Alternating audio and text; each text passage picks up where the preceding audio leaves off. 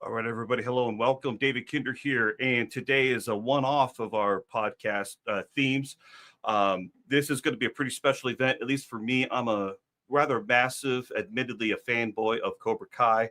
And it's almost embarrassing, as my kids will probably attest to. But I am thrilled because I have been in touch with and built a kind of a rapport with the Sean Kanan. So I'm going to welcome Sean here to the stage.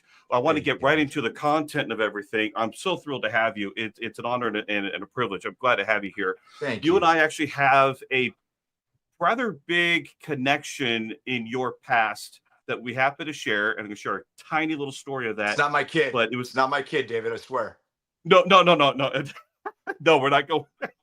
No, no, this person's quite a bit older, and he actually passed away a little over a year ago. But Master Ah, Sensei Fumio Demura.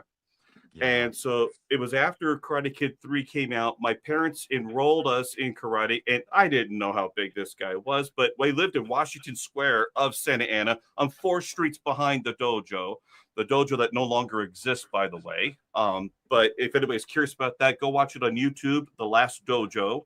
William Christopher Ford did a great documentary of Yes, he that. did.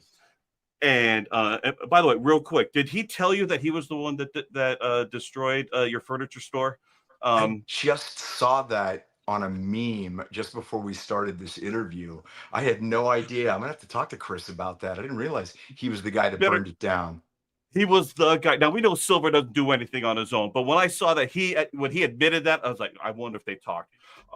But a tiny little quick thing with Sensei is that now I took the little kids class. I was 12 at the time, but we had kids from kindergarten to like 8th grade, and kids being in the karate gis. Well, little kids, what do they start doing? They bite their toes, right? So no one would ever tell you this, but Sensei, he would hold out his foot and say, "Try mine. Tastes like chicken." So you would never hear that story from Sensei anybody had a else. great sense of humor. Yeah. He had a fantastic But sense of humor.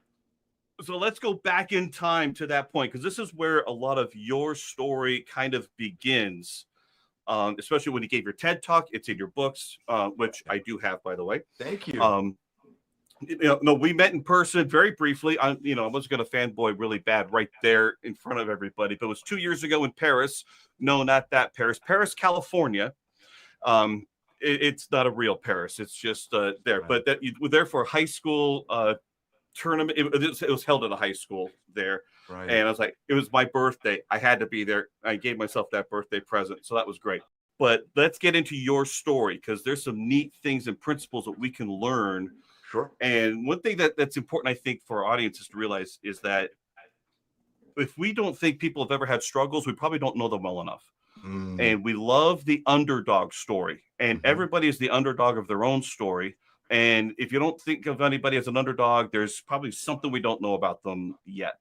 So let's go back in time. 1988, 89, you were filming. um Pretty big deal here. Yeah, I was filming Karate Kid 3. I had gotten the role from an open call, and there's we all carry moments in our head of the seminal times in our life that are really important. And as time goes on, those images and memories change and alter.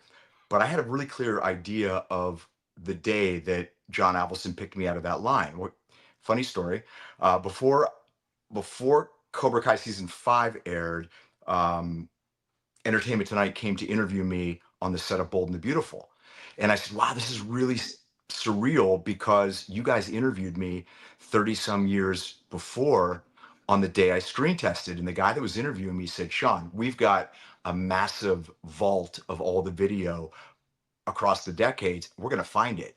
So if you go on YouTube and or Google and you put Sean Kanan Entertainment Tonight, you'll see the whole process of me getting plucked out of the line, screen testing, all that stuff. And it really is pretty much just as I remembered it.